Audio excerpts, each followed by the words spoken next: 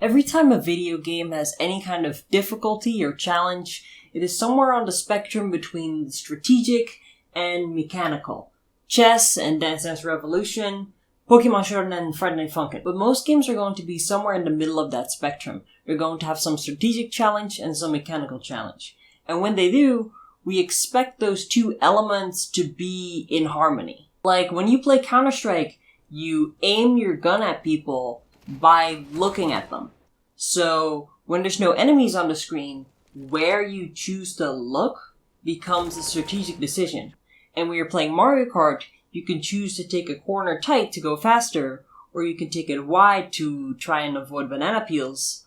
And the way in which you make that decision a reality is through your skillful driving. And this is so ubiquitous that it's kind of difficult to cite an example of this going wrong in a game, because really any video game genre has this harmony between the strategic and the mechanical as a sort of fundamental attribute of how it works. For those who are lost, motion inputs are when you have to press a specific sequence of directions on your D-pad to do a move in a fighting game. And if you hang around in fighting game circles, you'll know that every few months someone on the internet will say that motion inputs are bad design, and they suck, and they shouldn't be in video games anymore. And then 1,000 fighting game nerds will pile on and talk a bunch of shit and say that they're worse at video games than their puppy. But I don't think the people who dislike motion inputs do a very good job articulating exactly what they dislike about them.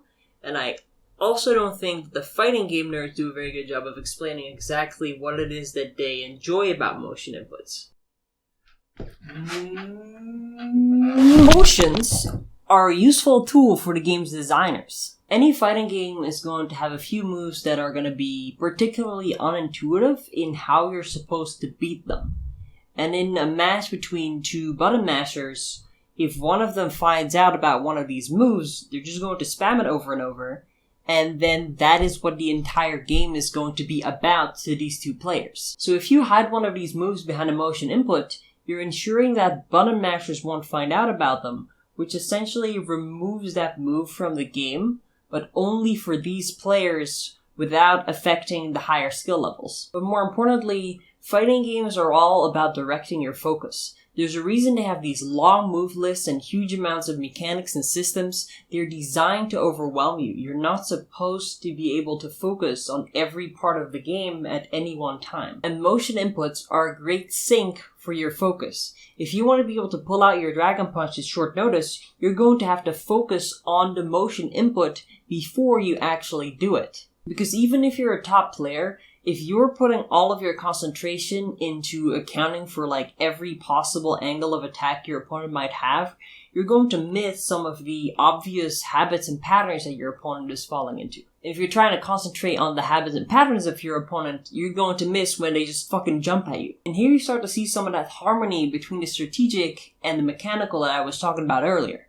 But most crucially, you still have full control over your character while you're doing these motion inputs. It's easier to do a Dragon Punch while walking forwards because it literally starts by pressing forwards. Or you can use it to restrict the player's options. Like, you cannot do Guile Sonic Boom while walking forwards because you literally have to hold back to charge it. In a game like Sekiro, you press the block button to do a parry.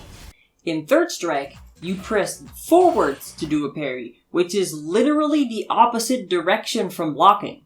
And holding back to block means that if you're playing too defensively, you are literally cornering yourself. A good player might recognize that the opponent is about to do a move with a motion that has a down in it because they see the opponent crouch.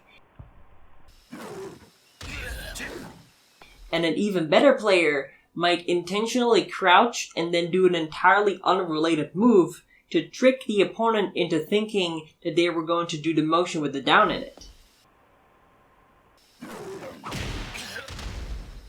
People have even gone as far as using the down direction that is in a motion input to duck under their opponent's attacks. So you can see now that within the context of fighting games, motion inputs create a harmony between the strategic and the mechanical skills of the game, and they sort of bring them together to work as one whole. And that is why L canceling is a shit mechanic.